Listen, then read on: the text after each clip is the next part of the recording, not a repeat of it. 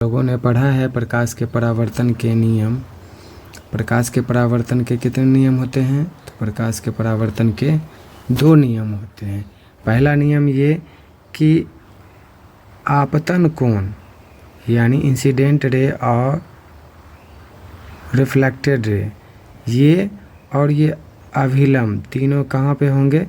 एक समतल पे होंगे। तीनों कहाँ पे होंगे? एक समतल पे।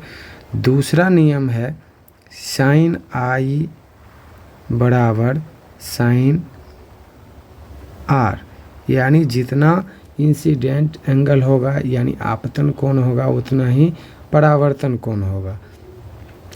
तो पहला का हो गया कि 2 नियम होते हैं। दूसरा प्रकाश के परावर्तन के अनुसार साइन आई बराबर साइन आर, ये आपतन कोण बराबर परावर्तन कोण। ये समतल दर्पण द्वारा बना प्रतिबिंब हमेशा आभासी और सीधा होता है।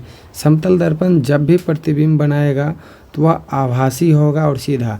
जैसे आप आईना में फ़ोटो देखते हैं तो वो आपका छवि जो होता है सो आभासी होता है, लेकिन देखे हैं कि कभी उल्टा बना देता है, आपका पैर ऊपर और मुंह नीचे, ऐसा नहीं, आभासी और सीधा बनाता है। आधुनिक क्वांटम सिद्धांत के आधार पर प्रकाश को, अगला क्वेश्चन 4 नंबर, आधुनिक क्वांटम सिद्धांत के आधार पर प्रकाश को डैश कहा गया है? तो कण तथा तरंग दोनों पाया जाता है, यानी प्रकाश में कण और तरंग दोनों पाया जाता है। क्वेश्चन नंबर 5, समतल दर्पण की त्रिज्या होती है, समतल दर्पण की त्रिज्या अनंत होती है, इन्फिनिटिव होती है। परावर्तन के लिए विचलन कोण का मान होता है, विचलन कोण 180 - 2i।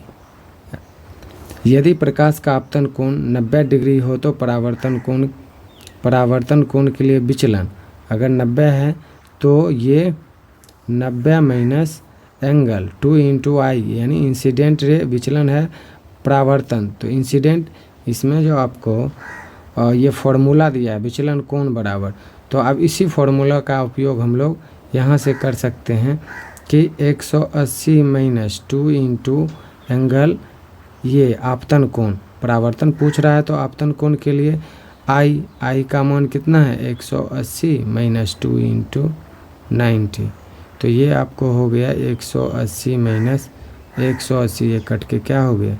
0 हो गया। उसी तरह से आगे परावर्तन पूछे तो आपतन निकाल लेना। किसी दर्पण की फोकस दूरी वक्ता त्रिज्या की क्या होती है? आधी। वक्ता त्रिज्या की फोकस दूरी यानी f बराबर r/2, f बराबर r/2।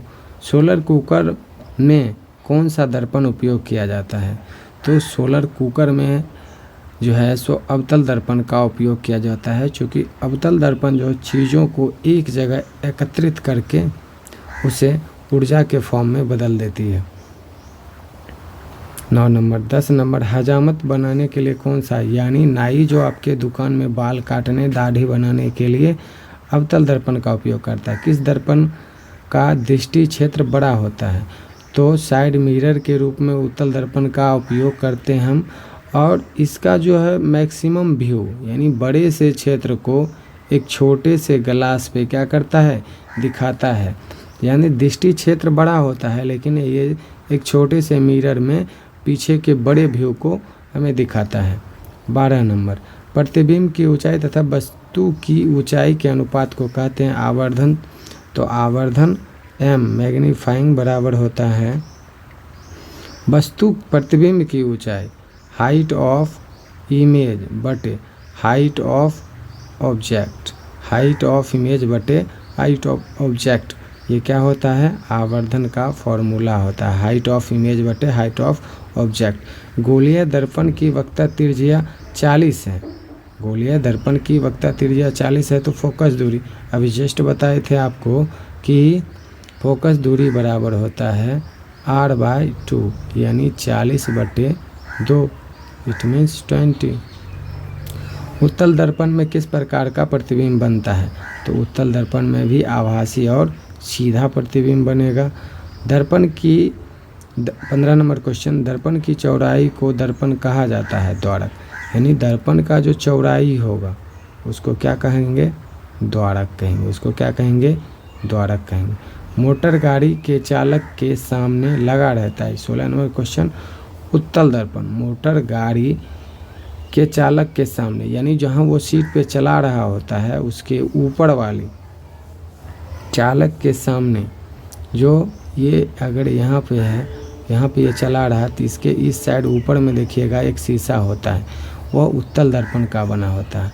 प्रधान अक्ष के समांतर चलने वाली प्रकाश की किरणें अवतल दर्पण से परावर्तन के बाद मुख्य अक्ष के जिस बिंदु से गुजरती उस बिंदु को कहते हैं तो फोकस बिंदु कहते हैं। प्रधान अक्ष से जब गुजरेगी तो यह फोकस से होते हैं। सूर्य से आने वाले प्रकाश पुंज कैसा होता है, तो सूर्य से आने वाले प्रकाश पुंज ये समानांतर प्रकाश किरण पुंज होते हैं।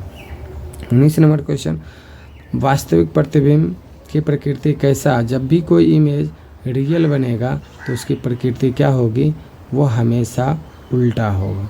वास्तविक प्रतिबिंब हमेशा सिनेमा पर प्राप्त प्रतिबिंब यानी सिनेमा के पर्दे पर किस प्रकार का प्रतिबिंब बनता है, तो ये वास्तविक होता है। ये क्या होता है, वास्तविक होता है, ये वास्तविक होता है। 21 नंबर, किसी धातु को अवतल दर्पण के सामने कहाँ पे रखे कि प्रतिबिंब और वस्तु का आकार समान।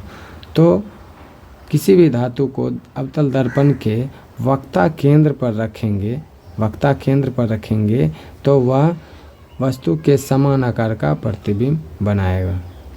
इस तरह से आपको ये जो भी है, प्रकाश के किस रंग के लिए तरंगदैर्घ्य अधिकतम होती है, तो लाल रंग का। इसीलिए जो है गोल चक्कर के पास यानी सिग्नल में ये जो है सो रेड लाइट का उपयोग होता है। रेलवे में रेड लाइट का उपयोग होता है क्योंकि ये वस्तुओं को यानी लोगों को दूर से दिख जाता है, इसकी तरंगदैर्घ्य अधिक होती है। प्रकाश के किस रंग और इसका विचलन कम होगा, तरंगदैर्घ्य न्यूनतम होगा तो इसका विचलन अधिक होगा। यानी तरंगदैर्घ्य बैंगनी का न्यूनतम होता है लेकिन इसका विचलन अधिक होगा। निर्वात में प्रकाश की चाल 303 गुना 10⁸ मीटर पर सेकेंड होता है।